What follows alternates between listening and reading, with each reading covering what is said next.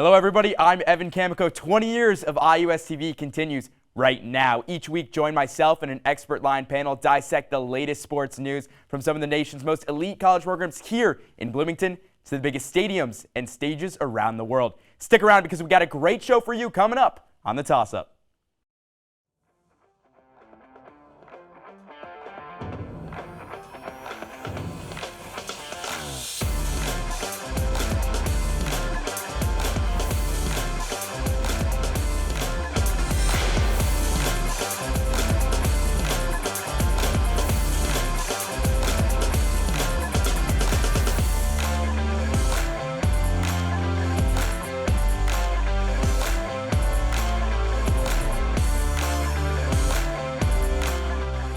Well, football fans from around the world have been waiting for this event for 4 years. And for American soccer fans, yeah, because some reason there's a difference, but I don't think it's that big.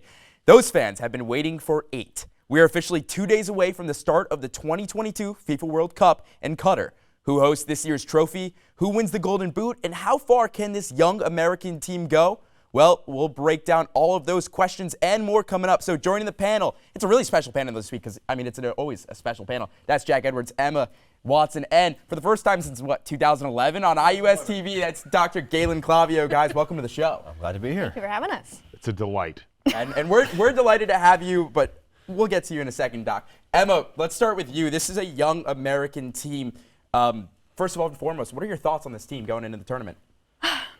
My thoughts are probably going to be more pessimistic than probably the fanboys on Twitter want me to be, mainly because I didn't really like what I saw with their not qualifying, but their friendlies leading up to this game. I do think that this team is very young, and I think that young kind of talent that Greg Berhalter has on his squad could be proved to be dynamic going forward, but I just don't think that the creativity is there. They tend to find themselves frustrating, especially in the second half when they know that they're not producing as much as they can be. And we saw that in Japan and we saw that in Saudi Arabia when they played them in the friendlies. I think that this group is challenging for them. I think that, we get to it a little bit later, but I don't think that they're going to be performing as much. I don't think that they're performing as much as they can be.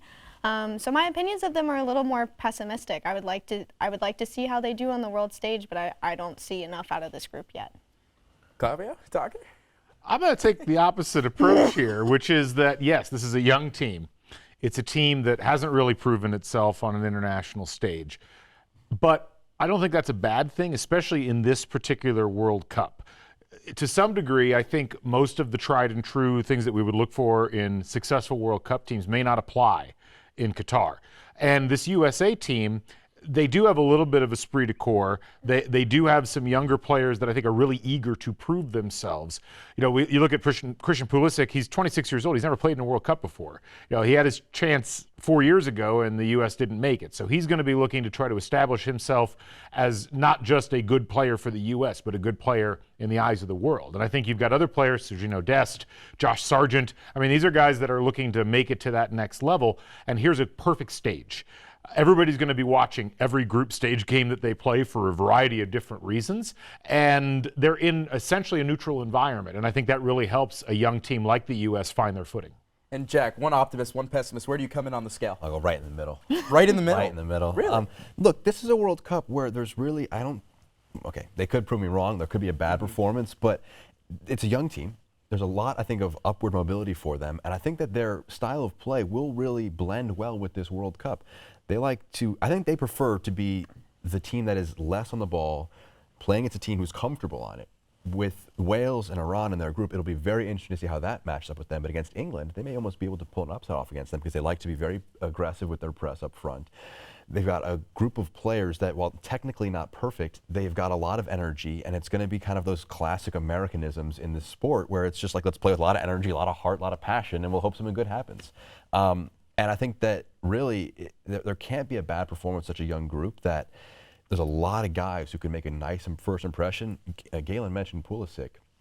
At 26, this doesn't have to be the crowning jewel moment for him as an American player. That can come 4 years from now, well, less than 4 years from now, when they host in 2026. This is got to be a good launching point for the United States. And I think there are very few scenarios where it's going to be a reduction for the future rather than just adding to anything that could happen in the future. And there's so many storylines with this team as well, and you look into it, and there's different players who come from all around the world now, and rather than just really the MLS primarily. And one of the biggest things, too, is if you look at the players, it's who's on the roster, who's not on the roster. And some of the big names like Zach Steffen, who's been left off, who was projected by everyone to be a goalkeeper. And I think that's what this team's going to come down to, their success in net. How is Matt Turner? Because you haven't really seen him at a top-tier international level yet. So besides Matt Turner, and even if you guys want to dive deeper into Matt Turner, Galen, I'll start with you. Who do you think that impact player is going to be for the U.S.? I mentioned him earlier, but I think Josh Sargent has a real opportunity to make a mark on the international stage. The U.S. needs a reliable scorer. And, Ricardo Pepi, it looked like he might be the guy. He helped save their bacon during the qualifying stages. He's not there because his form hadn't been that great. Sargent was in pretty good form until about mid-October, but he's playing against the highest level of competition in the world and has done a fairly good job of getting the ball in the back of the net. I do worry a little bit about. I think Pulisic he's kind of there. You're just expecting him to be the talisman, and I think that'll happen. But I'm putting him aside, and I do think that it's got to be Sargent or one of the forwards has to come out, has to score, because that's really been the biggest issue the U.S. has had in a lot of international tournaments where they just can't get the ball past the opposing keeper. And Brendan Aronson, to your point, he could be someone to watch out for, New Jersey native. I'll give that a shout out. Emma? I kind of talked about mine, but I was going to say Matt Turner, especially because he's, coming onto the world stage. We thought it was going to be Zach Steffen. And I do think that while sometimes the creativity in the final third can be the biggest issue for this team, I'm really looking at their defense. They can prove to be a good defensive stand, but it starts with that goalkeeper in the net with the communication on the back line. So instead of saying Matt Turner, I'll say Sergiño Dest. I feel like he provides that experience on the back line for them. He's played, like you said, like Josh Sargent. He's played with Barcelona up there, played with Ajax as well in the Eredivisie. But that's the type of experience that you want to have on the top level competition. So I think that I'm going to be looking at not necessarily like who's going to make the biggest impact, but which players am I looking at? I'm looking at that U.S. back line. I'm looking at the goalkeeper in net, and how can they prevail against attackers like Bale and Harry Kane in the box. And I love that you brought up the back line too. Miles Robinson, who was pretty much a shoo-in for this team, got injured earlier in the year, and it's really been a revolving door. Jack, what about you? What do you think? It's clear that I'm just taking the middle role. There's nothing wrong with the middle role. I'll talk about the midfield for this team. A guy who I think really is in need of a breakout moment is Yunus Musa. He's a guy who's done very, very well at Valencia. They're kind of struggling in La Liga at the moment, but overall, I think that he's in the biggest spot to be a difference maker for this United States team because he's such a different profile to any other guys in that box-to-box role that he plays for this team.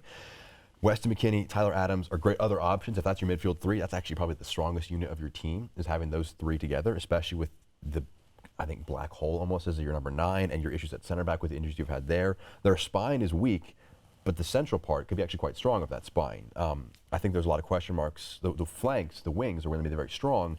Centrally, I think in the center of the park, if Yunus Musa has a good tournament, the United States could go quite far. I think that he's the kind of guy that really is in a spot where he's got very low expectations. He's only 19, and he's really, I think, in a spot where he go from being kind of recognized by some like elitists among us who was like, oh, maybe he's a player who could break out pretty soon, to going from that spot to international acclaim if he's able to kind of have a decent tournament and get a lot of recognition there.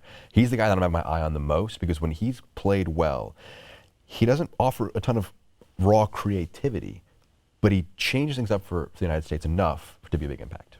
And Jack, you already teased about this earlier, so I'll come back to you for the group stage portion of this. United States, they got to face off against Wales, England, and Iran. Emma, I'll start with you. What are your thoughts on that? And can the U.S., can they advance?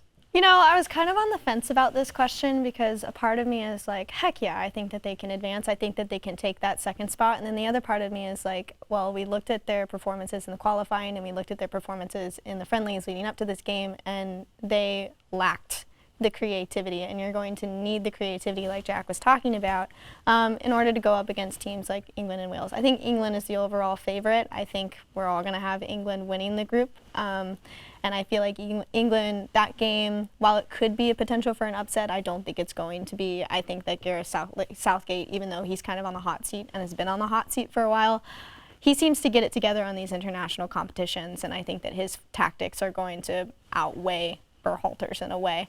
But I do think the two games of Wales and Iran could be a toss-up. Anyway, they could be they could be a toss-up in a way because Wales is probably the emotional team going into this. This is their golden generation. They're on the stage now. This is their time to kind of prove themselves. I think that game will be very emotional, and it could go either way. I think that the U.S. need a win out of Iran. If they don't get a win out of Iran, they're not going to advance out of the group stage. So I have a feeling I want them to advance. I think that they can advance, but they have to capitalize on these moments and they have to finish the final 15 minutes of a game. And Wales hasn't been in the Cup in 64 years, I believe, to be exact. So it's been a while for them, and they've been waiting for it. Galen? I mean, they were in the Euros in 2016 and performed quite well. But as much as we talk about Wales as potentially a more difficult team than some have given them credit for, it is an older squad. It is a squad that's, I think, talent level-wise, maybe a step or a half step below the United States. And the question is, does that experience they had 6 years ago help them in this tournament, or do they just have nothing left in the tank? You know, the other thing I'll say, though, about the United States, as it relates to England in particular, is the U.S. really isn't coming in with any level of pressure. England is coming in with tremendous pressure. Like the expectations after being in the semifinals in 2018, getting all the way to the finals of Euro 2020/2021, and then losing in Wembley, everybody's expecting them to at least make the semis. And that is never a good thing for England. They always seem to wilt under that kind of pressure. And I think for a United States squad, they have a lot of problems, like you said. Their defense scares the heck out of me, and we don't know if they can score. But I also think that those same things apply to everybody else, because we've seen England go into brain lock in these situations, and I think the other two teams in the group are just not that strong. So I think the U.S. has got as good of a chance as any to get out, and I would expect them to at this point. I won't be surprised if they don't, but I won't be surprised if they do. So, Jack, he said he won't be surprised if they don't or do. Will you be disappointed if they don't get out? Yes, I will be, because this is, Galen kind of laid it out there. This is the second most talented team in the group. They should get out in that sense. Wales have got decent options. Gareth Bale, you know, he doesn't play a ton. He kind of went from at Madrid, where he was just kind of almost cast aside for a while, to moving out to LA and just being able to bask in the sun. Madrid to LA, I mean, there's not a ton of sun difference there, but now you've got just becomes big goal, MLS Cup final. He's gonna be obviously the talisman for them. And I've completely gone back and forth on how I expect from this team to do. I think when I first found out I was going to be on the toss-up like 2-3 days ago, I was like, all right, they might get bounced out of the group stage. Now hearing Galen talk about England struggles, maybe they might win the group. So this team really, not to kind of like pass too much on the question, but rather than it being Wales, where you know what these players can do, they're an older squad, you've seen them in their heyday, in their primes, you're not going to be surprised by them. This United States team could really surprise us in a variety of ways. And that kind of just wide open nature to it is very fascinating. I think what I'm going to go with is a second place finish. I think it's a very natural spot. I think if you get at least a draw against Wales, you're feeling okay, because I think England should wipe the group, to be honest. I think that they should. This is a group that they hold a major talent discrepancy to all of them, and compared to all three of their opposition, they like to have the ball. Well, other teams, I think, would prefer to almost be the ones who don't have it. They're capable of controlling a match much differently than the other teams are in their group. Winning 3 of 3 is always difficult, but I think that you want to see a good performance that first match against Wales, and I think they'd be a good opponent. Wales, I think, had the lowest possession number of any team that qualified for the World Cup. They're not a team that's great with the ball at their feet, and if England, or if the United States put a good amount of pressure on them with guys like Brendan Aronson, Timothy Weah, I think could be a big performer, Yunus Musa, a Josh Sargent or two up front. Only one Josh Sargent, obviously. Having multiple that'd be weird. It'd be weird. Like a brother that's named Josh too, maybe? Potentially. That'd be definitely weird. If they beat Wales, they're out of the group in my eyes. Yeah. But if they lose to Wales, they're knocked out of the group. So it's wide open based on that first match. So game one's going to tell you all you need to know. But EA Sports, I mean, if we're listening to video games, we've gotten the last, I believe, 4 World Cup champions, right? So they got the U.S. going to the round of 16. But enough about the Americans. We've talked enough about them. Let's look at the World Cup as a whole. Qatar, this is a World Cup that's been scrutinized for at least the last 12 years. Galen, I want to start with you. Why is this going to be so different than the World Cups we've seen since the first one in 1930? And I know there's a lot. Yeah, I mean, where do you begin? Graft and corruption, and you're playing in a desert in a country that is not a footballing country. They had to build almost every stadium. They had to import fans from all over the place. it's just going to be a weird atmosphere. I was listening to Men in Blazers from earlier in the week, and Michael Davies said something like, it feels like the World Cup is happening on another planet. And it really does. Like, even the video and the pictures that you see out of Qatar right now, you're just like, is this real? And that vibe is always a weird one. And if you look at the less weird but still weird World Cups that have happened, the ones that haven't been in Europe and South America. So, Japan and Korea in 2002, South Africa in 2010, U.S. in 94. Weird stuff always happens. And I think the biggest impact that we're going to see in this World Cup is partially due to the fact that nobody's the host. And also partially due to the fact that it's happening in November and December. This is not when the World Cup is supposed to be happening. And it's completely out of rhythm with how the domestic calendar goes. You've got injured players. We had another couple of injuries today that have ruled people out of rosters. That is going to have an outsized impact on the mentality and the cohesion of these teams. And so it's just going to be, it might be like nothing we've ever seen before in terms of results all the way through from beginning to end.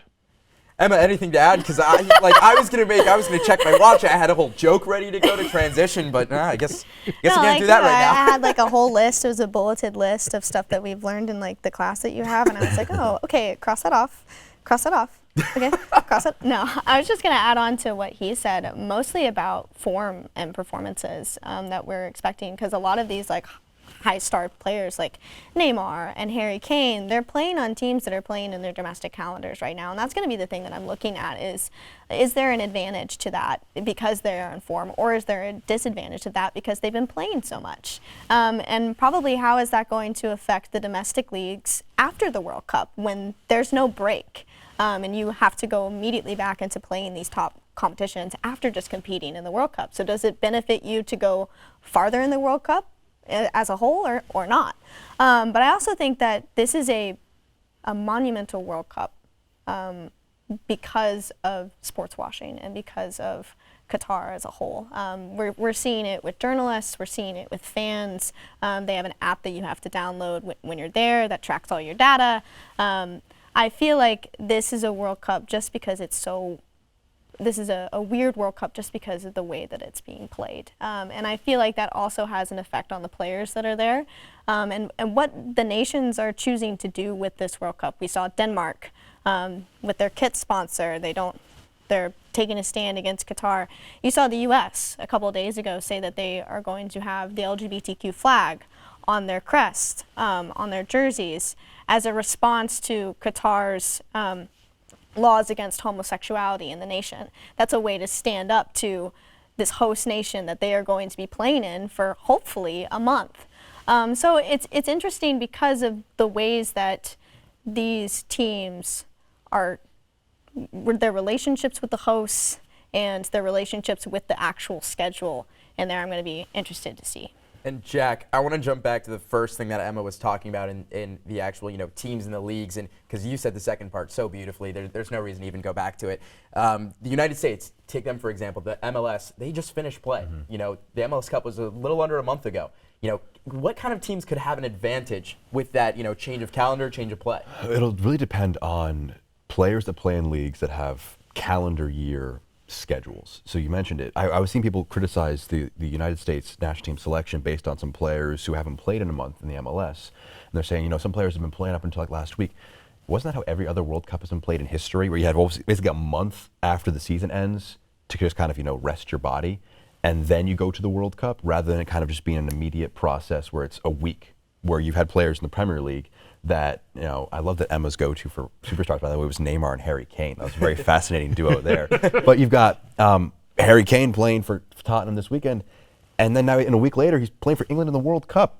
Like, that's insane. That is absolutely insane. So I think the United States would kind of benefit from a few of those MLS guys, where normally in a usual World Cup where the MLS season's been disrupted, they would you wouldn't want to bring them along because typically inferior players play in the MLS versus European leagues.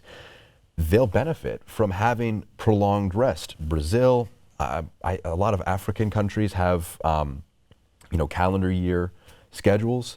I don't have a great amount off the top of my head, but players, and it doesn't have to be nations in general, it can be also just players who play in those leagues. If you got a month to rest and to kind of, you're not just sitting around eating chips watching other players play and train, you're continuing your rehabilitation, and those players may come in fresher and more capable of making an impact. So we may see an odd World Cup in the United States where it's the MLS players who are having a bit bigger of a role than some of the European players, when historic or more recent years, their success has been down to the European players.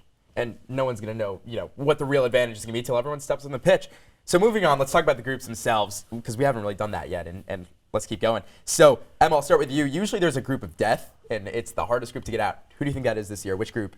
It's the group with Germany and Spain in it, because I think that those are two, they're historically strong programs. That's going to be a very interesting matchup. It's going to be interesting to see who wins the first spot and who wins the second spot, because really that could pave the way for their future in the World Cup. Those are really important. And I feel like that's going to be a battle between who can be first and second. I would also argue, not necessarily as a group of death, but I do think the United States group, Group B, is a very interesting group, just based on where they are in the bracket and who wins the first spot and who wins the second spot. Because, like everybody has said, England might be the top competitor, but I do feel like it's up in the air for who can win. Not doing it again. I'm doing it Almost again. At it. But it's up in the air for that second spot. It's a three-way tie. So right now, I feel like Group B and then Spain and Germany's group could be really, really interesting. Yeah. Now, there's not really a traditional group of death in this World Cup. I think that's interesting. I do agree. Group E, which is the group that has Spain, Germany, Japan, Costa Rica. That's the closest thing I think we get. I'm intrigued by Group G. Brazil is clearly the cream of the crop there, but Switzerland and Serbia and who's the fourth? I've been thinking the exact same thing. I can't think of the fourth team. But that group is intriguing to me, and I think the group that people think is the group of death is Group H, and that's the one that has Portugal, Uruguay, South Korea.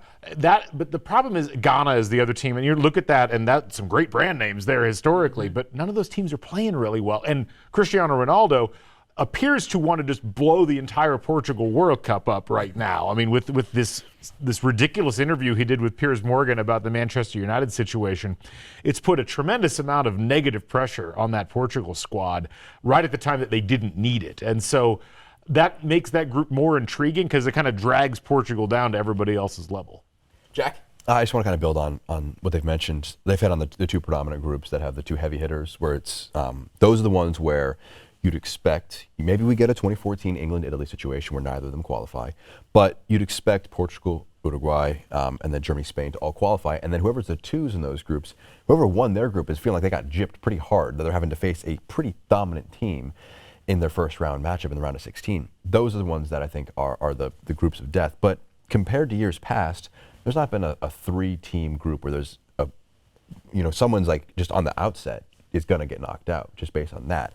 And it's almost kind of a nice little transition point, because obviously heading into the 2026 World Cup with now 48 teams, there's not going to be a group of death ever in there. It's just going to be three teams. You have your dominant one who's going to get through for sure, and then a second place team who probably will get through as a second place team, and then a third place team who's there kind of just for, oh, we got to a World Cup. So this is a nice little bridge almost to that, where we've got no real, you're going to probably have it's weird, but on paper, your favorites will go through, and there won't be much group stage elimination. That being said, it being in November, it being in Qatar, could lead to teams getting knocked out in terms of that, for just being early on because it's weird like that, but it won't be based on just groups being really difficult for these heavy hitters. So moving forward, let's talk about players individually. Galen, what's one player that you got your eye on going into this World Cup? Neymar. I look at this as Neymar's tournament to lose from a performance perspective. I think that what happened in the Copa America last year really stung him, and rightfully so. I mean, they performed poorly in the final against Argentina, and he's just got such a negative reputation right now. He was surpassed by Mbappe in the 2018 World Cup, and that stings.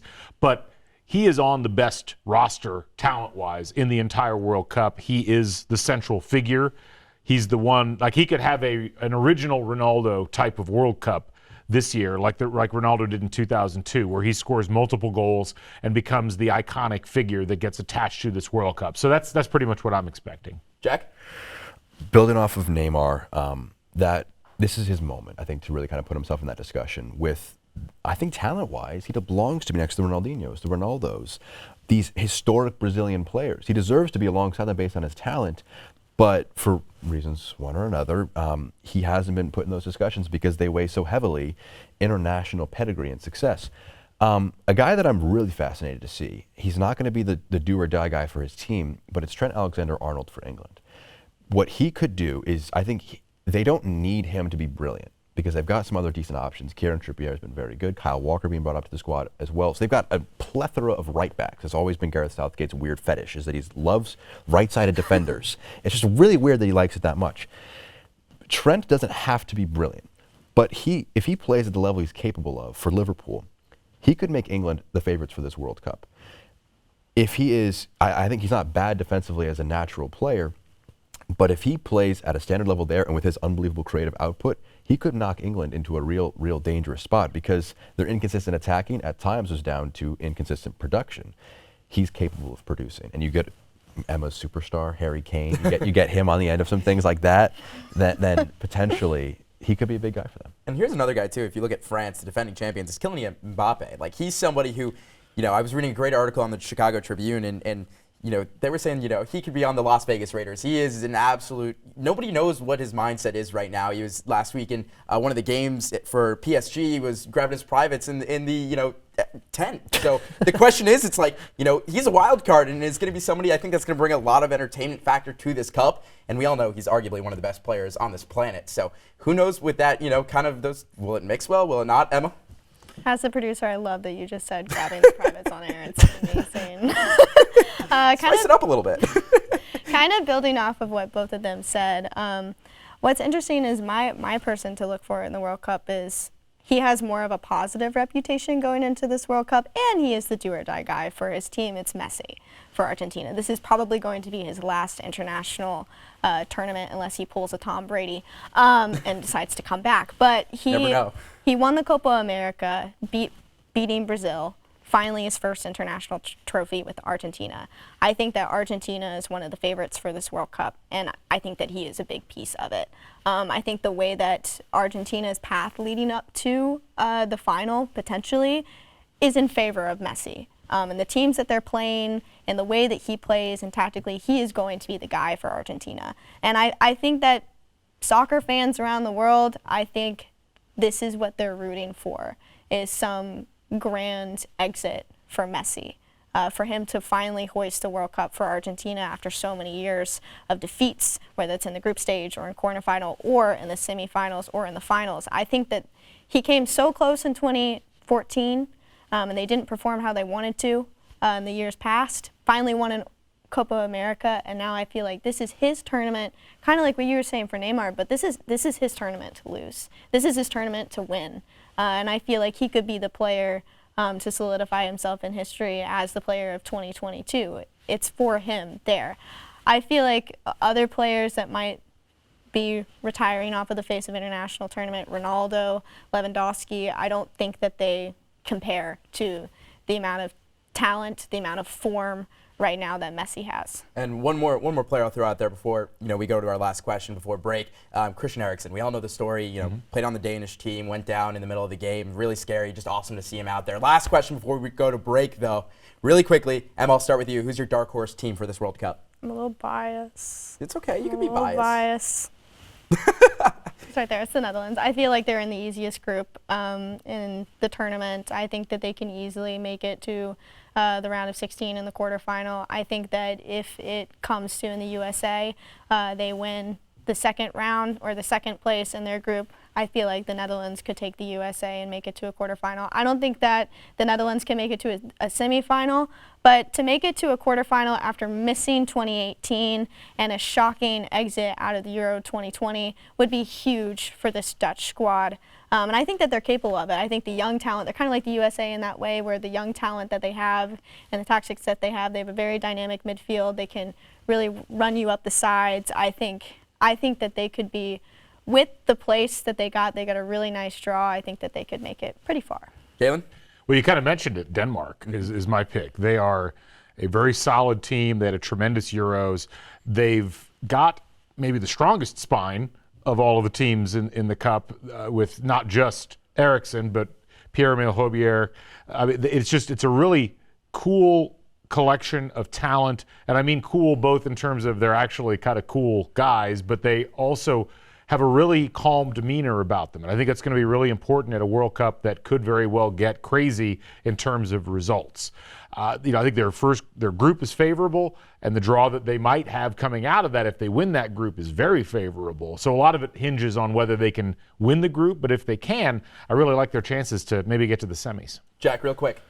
He talked about cool, calm reasons for Denmark. I'm going to go with the chaos Uruguay. I think that they are a team that they don't have an easy draw, unlike the Netherlands, where they kind of got a bit of a cakewalk potentially to win a few matches. They'll be pretty difficult to kind of get through their group, and not only through the group, but also through their first knockout matches.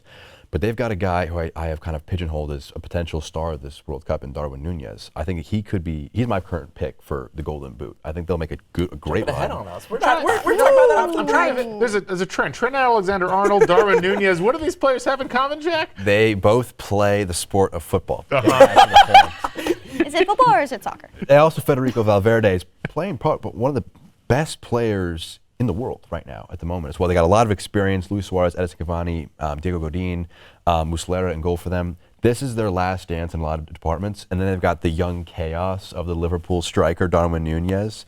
What team does he play for? He plays for Liverpool, along with Trent Alexander-Arnold. I think he's going to have a great tournament.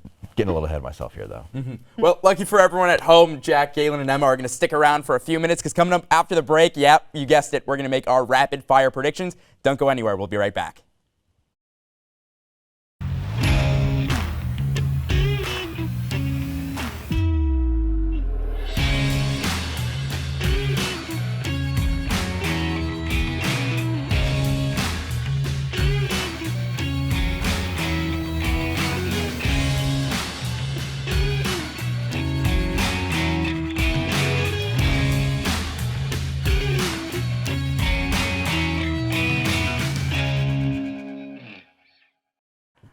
Welcome back to the panel. Evan Kamiko, Jack Edwards, Emma Watson, Dr. Galen Clavio here.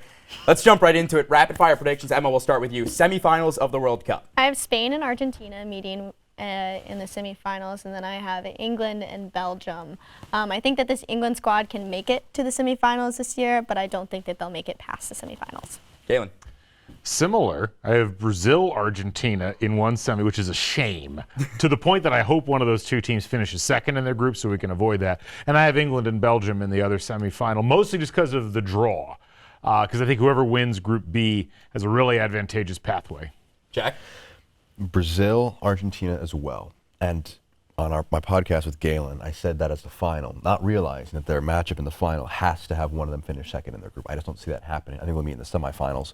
On the other side, I have France and Uruguay.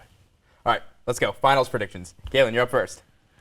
They've done it on multiple continents. They're going to do it again. Brazil picks up the victory in this one, gets the 6th championship. And, I mean, I think any of the teams that I had in the semis, I wouldn't be shocked if they won it, but Brazil's my pick in this one. Who do they beat in the championship? I think they knock off Belgium, which is not a final you think, wow, but that's a really cool final with two really talented teams, both of which are in the middle of a generational turnover. Interesting, too. No Croatia from any of the three of you, you know. They had the good run at 18. You never know. I'm just saying. No.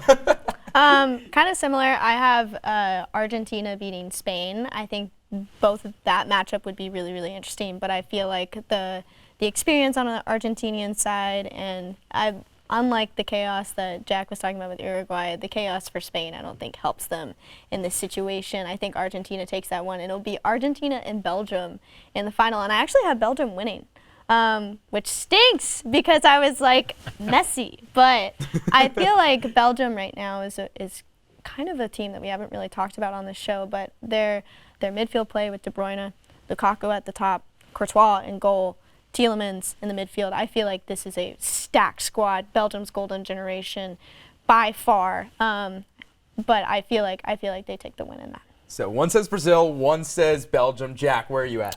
So I don't see Belgium anywhere close. That was a fascinating prediction from Emma as the outright winner. I don't think I had them around a 16. Wow. Really? That's a bit of a difference between us two.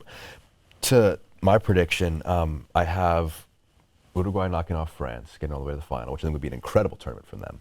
I have Argentina beating that heavy hitter matchup against Brazil. I think that they'll take that one.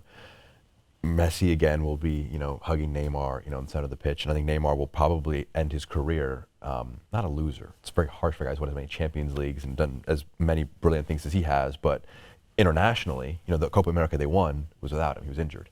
I think Messi will get it against Uruguay, and I think he'll just kind of take over. I think this is going to be his moment as a professional footballer. Not like. And it'll be the crowning moment to his career. And he'll almost be able to walk off and just decide, all right, it's time to go play in Miami. He'll go leave PSG and go play with David Beckham. Not with David Beckham, but for David Beckham in Miami. You never know. He might own an MLS team soon. If possible, Argentina-England, I think that could be a really intriguing finals matchup, and that's what I'll go with. And, well, it's coming home. I think England's going to win it. I don't know. We're just going with it. I don't know. We'll see. It's definitely deranged, but you know me. Anyway, let's finish up. Golden Boot. Galen, we'll start with you. Who's going to win that? Oh, well, I've said Neymar like 5 times, and if I got them winning the title, I think it's going to be Neymar with the Golden Boot, yeah. Emma. Neymar, same reason. Jack. Darwin Nunez, Golden Boot winner for Uruguay. If they're going to get all the way to the final, they're going to play a decent amount of matches, the most you can play. Some hard-hitting analysis there, but I think he'll be a big reason for them to get that far. I think especially with like his almost godfather figure in Luis Suarez. Not to make too many Liverpool references in an international discussion, but played for Liverpool. The kind of his last dance at 35 as well.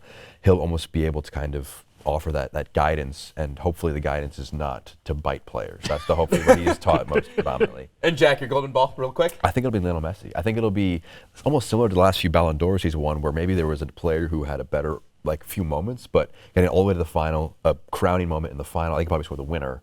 He won't be the most scored or most assisted player, but I think he'll be the best player. Emma. Same. Messi. I thought it was funny because I knew you were going to say a Liverpool player for the Golden Boot. I knew you were. But Messi for the same reason. I do think that this is his tournament. I feel like he is the do-or-die guy for this team, and he's going to need to perform at a high level. And to make an American football reference, you'd love to see him pull up Peyton Manning, win a ring, and walk off and be completely That's done. the wrong kind of football. Football. That's all it is. Exactly. Galen, round us out. De Bruyne. Look, I think ultimately, if we're talking about who's going to be the best overall player, his ability to control a game is, I think, where Messi's used to be. And I think while Messi is still incredible, Messi has a team around him that can do more things. And I think if Belgium's going to get as far as I think they're going to have to get that kind of play out of De Bruyne.